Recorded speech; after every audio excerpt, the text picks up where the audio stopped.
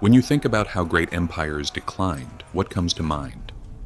We usually imagine dramatic events, but history shows that real change is often quieter, and it usually begins in the same place, in the treasury. If you want to understand Rome's economic history, don't look at the swords, look at the coins. Because long before borders change, economies change. And the first sign of this change is usually seen in the value of money. Today I'm going to tell you Rome's economic story from a perspective you may not have heard before. In 211 BC, Rome minted a new coin, the denarius, weighing approximately 4.5 grams and made of nearly pure silver. This wasn't just a piece of metal. It was a standard of value, a certificate of trust. Roman soldiers received their wages in this coin. Merchants conducted their trade with it. Families valued their savings in it. From the Mediterranean to Britannia, the denarius was accepted as valid currency. Why? Because everyone knew the silver content in the coin was genuine. For the first 2 centuries, the denarius was the economic backbone of the empire. During Augustus's reign, it contained approximately 98% silver, shiny, heavy, and valuable. Carrying it meant being part of a solid economy. But every economic cycle has a turning point. By the mid-2nd century, Rome was changing.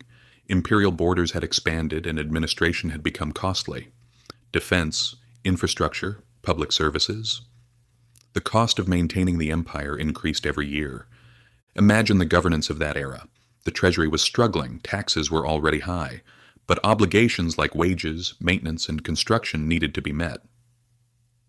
What do you do when expenses exceed revenues? Rome's leaders found a solution. It seemed practical in the short term, but would have long-term consequences.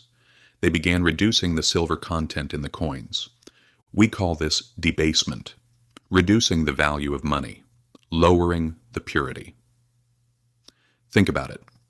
You have a coin containing 95% silver. You melt it down and add some copper. Now you can produce more coins from the same amount of precious metal. From the outside it looks similar, bears the same stamp, but its intrinsic value has decreased. During Marcus Aurelius's reign, the denarius dropped to approximately 79% silver. Even wise leaders had to face economic realities.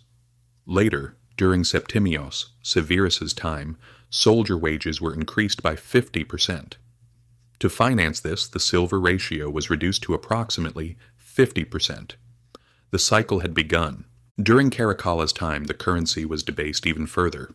But people were starting to notice. Merchants began weighing coins. 2 different prices began forming in the market. One for old, pure coins, another for new, debased coins. The market was reacting to the situation. By the 3rd century, the situation accelerated. During Gallienus's reign, the denarius was almost entirely copper. Only 5% silver remained. The silver coating wore off over time, revealing the worthless metal underneath. Prices adjusted accordingly. A measure of wheat that sold for 1 denarius 100 years earlier increased significantly in price. The problem wasn't just rising prices, it was the loss of confidence in the currency. Wages were increasing on paper, but purchasing power was declining. Farmers struggled to profit from their harvests. Trade networks became inefficient. Some merchants returned to barter, exchanging goods for goods, because the currency had become unreliable. Rome was reverting from an advanced monetary economy to simpler methods of trade.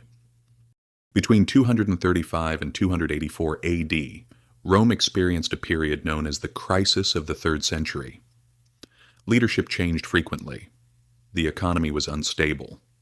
Although there were external pressures, internal economic health was a significant factor.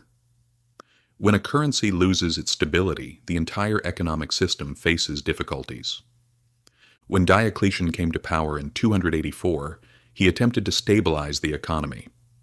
In 301, he issued the Edict on Maximum Prices, which tried to fix the prices of goods and wages. In theory, this was an attempt to stop inflation. In practice, it was a disaster. Controlling markets by decree is difficult. Goods disappeared from official markets and trade shifted to unofficial channels.